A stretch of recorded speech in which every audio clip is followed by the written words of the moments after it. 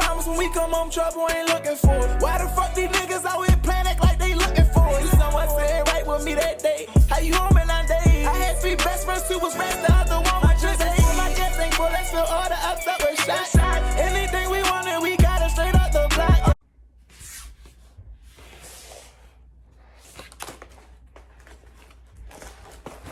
It's not that full. That's weird. It's not that full. But it's in there though, like you're talking about. As long as I got mine, I'm quite alright.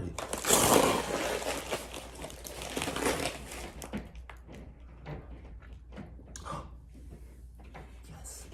Sup? Wait, I'm not even. Hold on.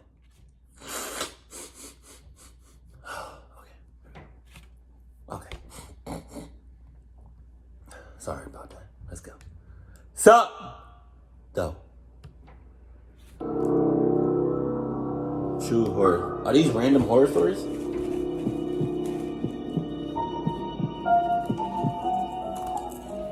I live in a small, peaceful town. I don't live in a place where you have to worry about walking alone at night. Let me just stop you right there. I don't care how nice the community is. I don't care how nice the neighborhood is. Right? I don't even care if it's gated up. You're still surrounded by clubness. You can be living in a White House. Somebody's either sus in cahoots or sus hoots. You know what I mean? The neighborhood can have 5 out of 5 star, rating. I don't know how they do ratings, but you know what I mean? It can be great. One of the best in the state. But you should never let your guard down. I share a 1-story house with my sister, but she's hardly ever home. She has another place in Florida that she spends most of her time. There's about 100 to 200 feet between each house on my block, and then there's some woods across the street. Wow. I have a daily routine. I get home from work, make dinner, shower, relax a little, then go for a run, come back and have a light snack, then go to bed. It was a work night like any other.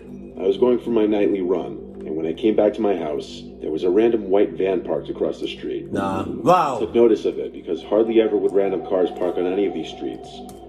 That's a very sus van. Like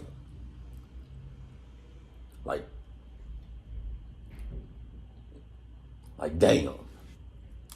The neighborhood has very little through traffic. I looked at it as I walked backwards to my front door, and I could tell there was someone sitting inside of it, though I couldn't see anything regarding what they were doing. I don't know if the glass was tinted or if it was just because it was dark out. Later that night, I was hearing some weird sounds coming from outside. It was like a scraping sound. I looked out my window and called out, "Hello?" and it stopped. You're doing too much. I haven't said this in a very long time. But you need to check the checklist, right? Nobody checked the checklist. Hey, nobody checked the checklist. Hey, Daddy didn't check the checklist. Hey, Mama didn't check the checklist. Hey, Daddy didn't check the checklist. Hey, brother didn't check the checklist. Hey, sister didn't check the checklist. Hey, nobody checked the checklist. Hey, nobody checked the checklist. Hey, nobody checked the checklist. So that being said, I'm gonna need you to go ahead and block everything that can be locked should be locked. Go ahead and double lock it, triple lock it, quadruple lock it, cinco lock it. Uno, dos, tres, cuatro, cinco, seis. Lock it. Right? Lock and unlock. And then Adidas lock it. Go ahead and lock your doors, and your doors. I had no idea what it could be, but my first guess was the neighbor doing something in his yard. I went back to whatever I was doing, and that was the night. The following day was a Friday, the last day in my work week. After work, I did proceed with my regular schedule. I went on my nightly run a little earlier tonight since it was Friday and I had plans with some friends. I got back from my run, imagining the van to be there again, but it wasn't this time. I went out with my friends to a comedy club, and I didn't get back until late. I let myself into the house and locked the door. It was a long night and I was feeling tired, so I hurried up with the getting ready for bed process. After turning off the bedside light in my room and laying down, that's when things were finally silent enough for me to pick up on some weird thumping and rustling sounds. I felt like they were coming from inside of the walls.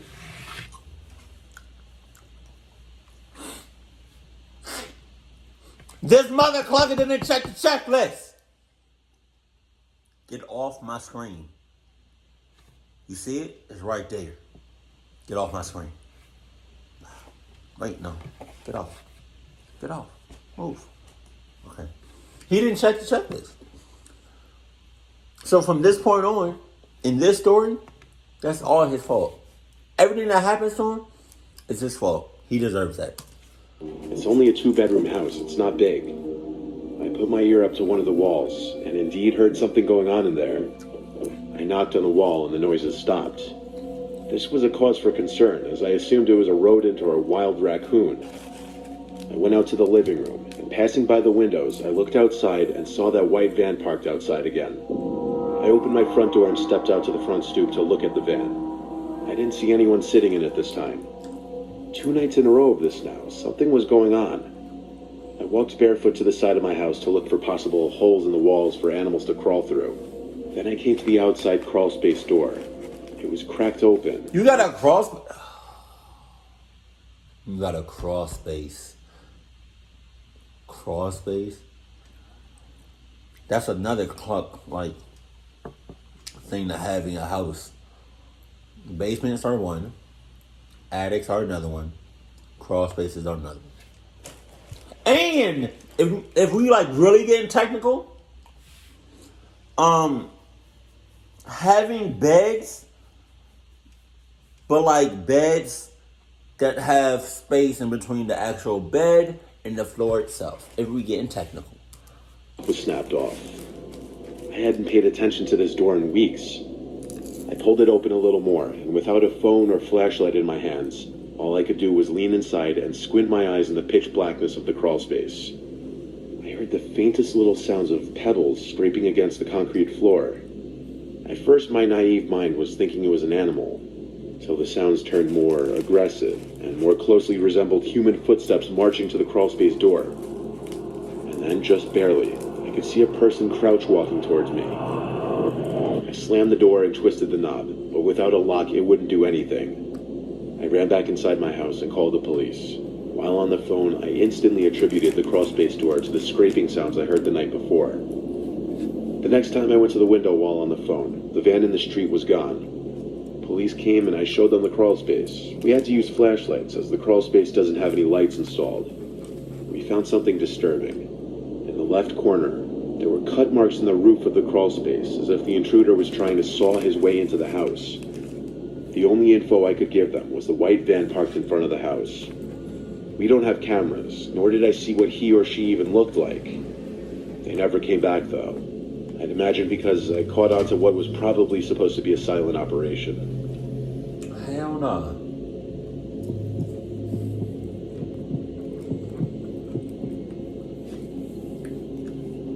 My family has a summer home in Arapahoe National Forest of Colorado. It's a 7-hour drive from my home. I don't often go with my parents or siblings, if ever. I go alone for the purpose of hunting and detoxing. I've probably been up there a total of 40 times in my life. God damn. The last time I went was a few months ago, but I don't really like going alone anymore. Here's why.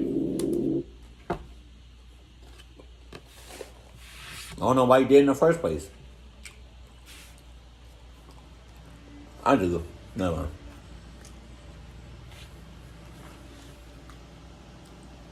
I do know why you like. I do know why. I'm gonna let it pass.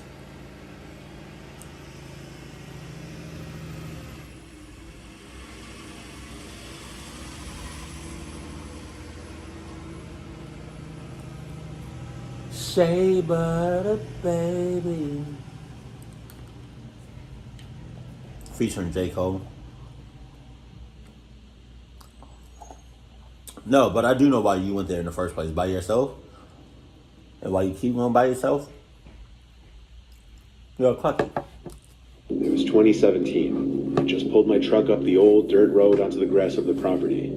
There's no real driveway. We just park wherever on the grass, really. The house isn't huge. It's modest, but nice for a vacation home. I parked up next to the front deck. This was in the dead of summer, but the breeze there was still nice and cool. I let myself into the house using the keypad lock. We don't use physical keys in fear of losing or forgetting them. I was the first one there in quite some time. What? I mean, okay, I get it. You know what I mean? Keypads. A regular key and a keypad, you could still easily lose both of them. So I had to turn on the electricity and water heater. In the meantime, I unpacked and ate the lunch I brought with me. I also threw away any mouse and bug traps that were left out that caught mice and bugs. It's actually quite a problem in the house. After all of this was done, I started setting up my hunting gear, which my dad and I leave in a big back closet. By this point, the sun was on its way down. It was around 6 o'clock. Laughter from outside caught my attention. I marched from the kitchen to the living room to look out the big window that looked into the woods. I looked into the woods and I didn't see anyone, so I cranked the heavy window open and listened. The laughter belonged to multiple children, like a small group. This was our property, though. That meant these kids were trespassing, probably up to no good. I went outside through the back door to the woods, trying to follow the laughter. I kept going deeper into the woods, and the laughter...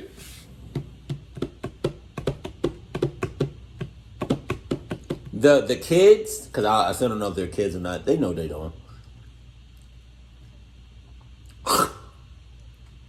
Sorry. They know they don't. You could have just left it at that. But nah. You gotta what? What you trying to do? What you trying to do? Like, let me enlighten me, please. Cause I don't know are you trying to like find out where the source is coming from? Or you just find out, like, are you trying to find out like how clucked you can really get? Cause you're going deeper into the woods.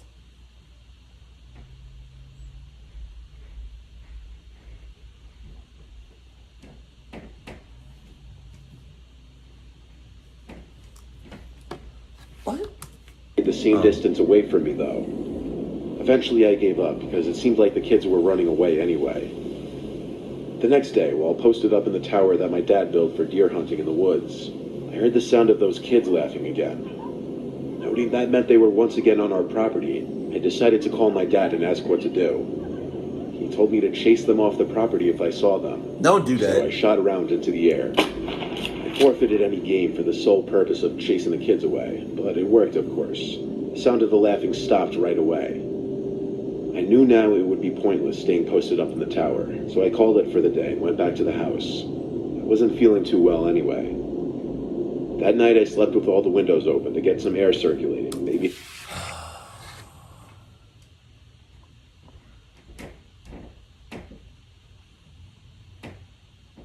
It's like when I know somebody is a certified clucky, they just do more and more stuff to let me know that's what you are. Further solidifies what you are. Did he say he slept with all the windows open? Nothing stopped right away. I knew now it would be pointless staying posted up in the tower, so I called it for the day and went back to the house. I wasn't feeling too well anyway. That night I slept with all the windows open to get some air. All of them. Not one of them. Not two of them. Not three of them. But all of them. So you do. So because you're doing that, you open up all windows. You should get clucked, and you deserve to get clucked in all holes of your body. No condom necessary. Not one hole. Not two holes. Not three holes. But all of them. Circulating, maybe help me with my headache. Then it came back. The sounds of the children. I this crazy hour. It had to be past like 11 at this point. I climbed up the bed to look out the window. Of course, it was too dark out there. I had enough now, though. I grabbed my Winchester from the closet and a flashlight as well. I didn't have intentions of shooting kids, just scaring them off with a round or two. I went out the back door towards the woods again, where the laughter was coming from. The laughter was louder than any other time before now. Like, it seemed like they were 20 meters away at most.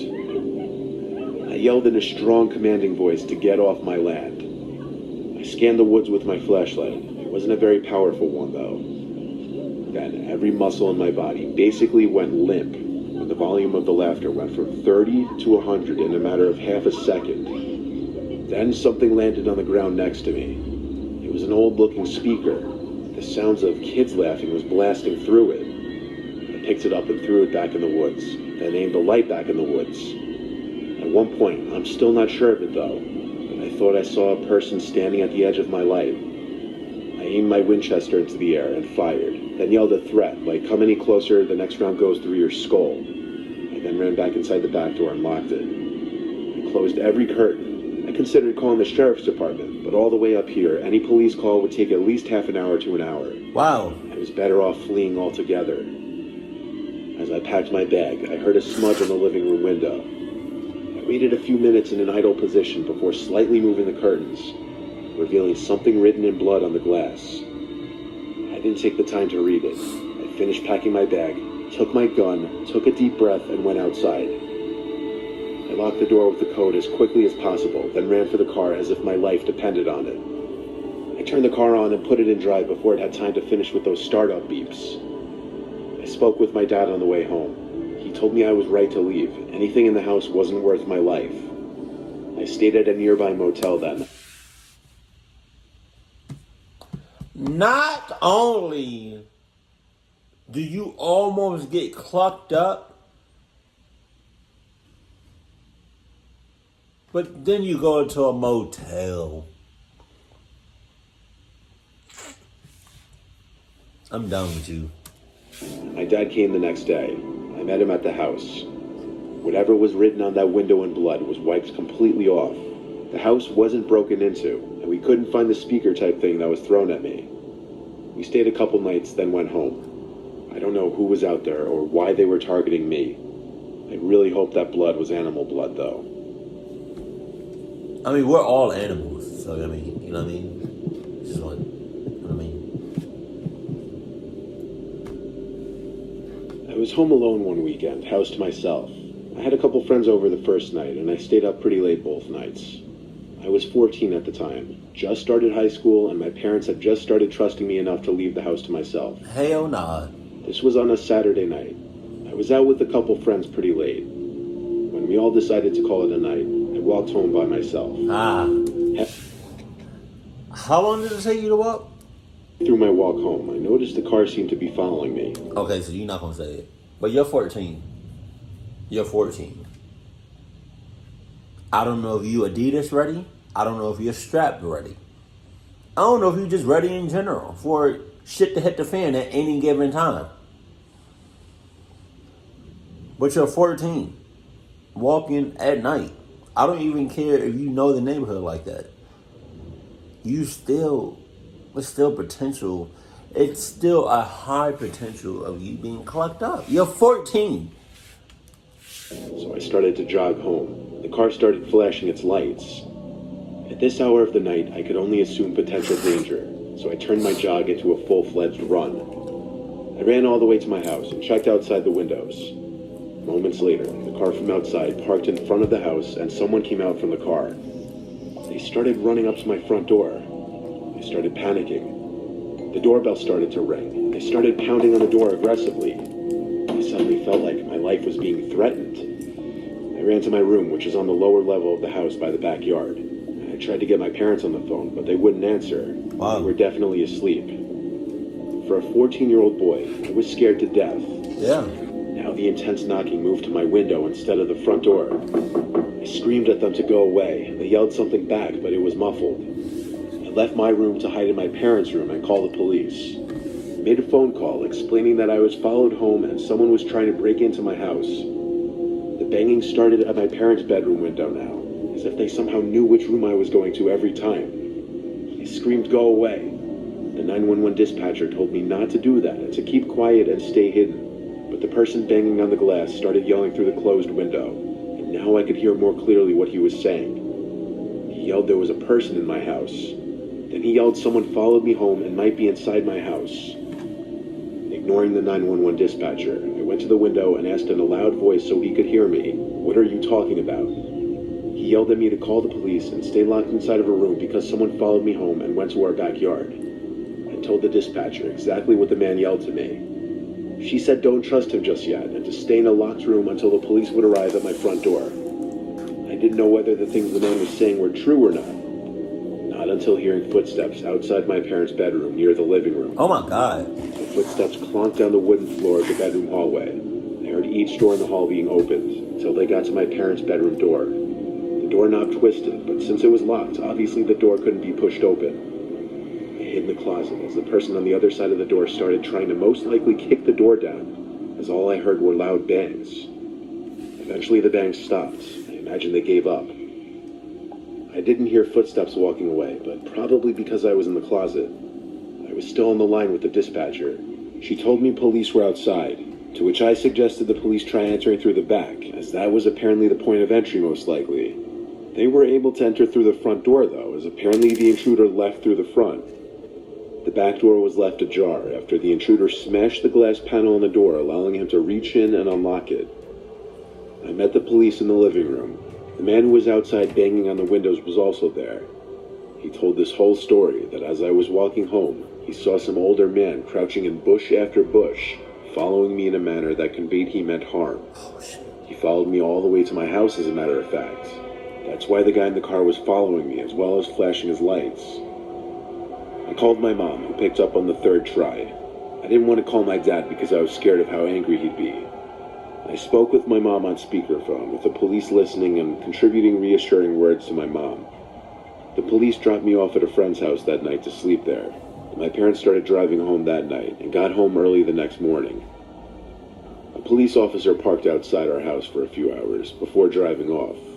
Nothing was stolen at all to our knowledge. And if the intruder didn't break in to rob us, that means he really was just after me. And he came after me in my own house.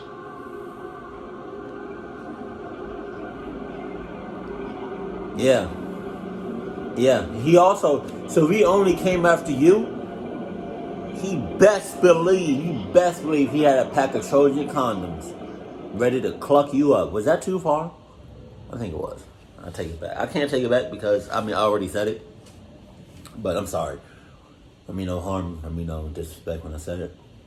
But, what do people, on some real shit, though? What do people get out of, you know what I mean? You don't know what I mean because I didn't say what I meant. What do people get out of, breaking into a house? Okay, that was stupid. I understand what people get and break into a house. You know what I mean? You want to steal stuff. But what do people get out of, going after little kids? That's weird. That's weird. And I feel like with that's you don't even, that's not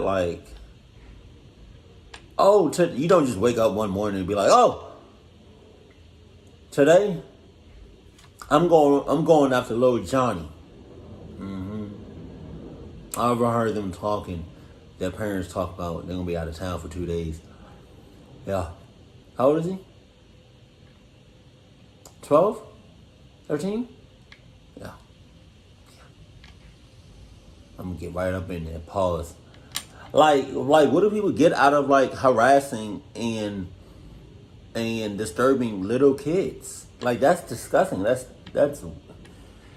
weird, man.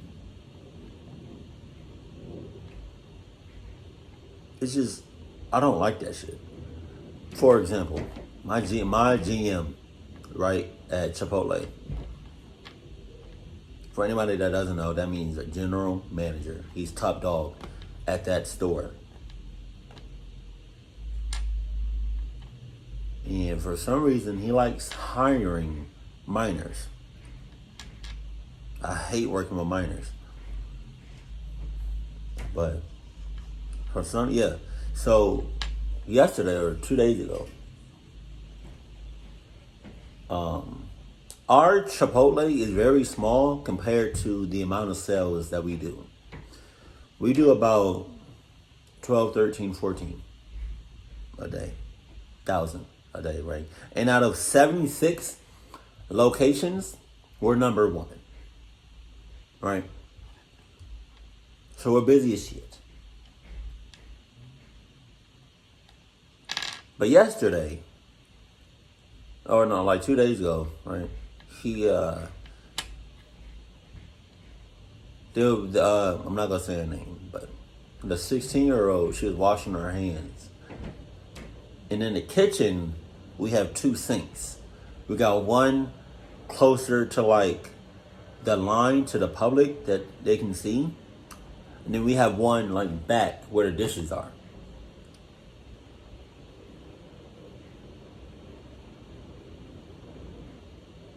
She was washing her hands in the back, right? And where the sink is, it's a very small space where the sink, like there's a sink and then there's like a refrigerator right here, right? But between the space and between the refrigerator and the sink is not that, you know what I mean? It's not that big. So she was washing her hands. He came up behind her, bumped her, his front pelvis, where his dick is, kind of grazed or pushed up against her ass. Then he whispered something in her ear. He's like 32, 33, with a kid and a whole girl or a wife. I don't know. I don't know. That's not the point. The point is, you're 30-something pushing up against a 16-year-old. You're weird, man. But, no, I just don't understand, like, what do people get out of doing that? Like, get the hell out of here, man. Please. Because I already fired my first GM at my first location because he was like a legit pedophile, and he didn't even give a cluck about hiding it. He was just so stupid, like he was so obviously like noticeable. But yeah, no, that's good. So with that being said, going off the last story, how old do you think, like what age do you think is a good age for a kid to stay home? A minor. I would say about 15.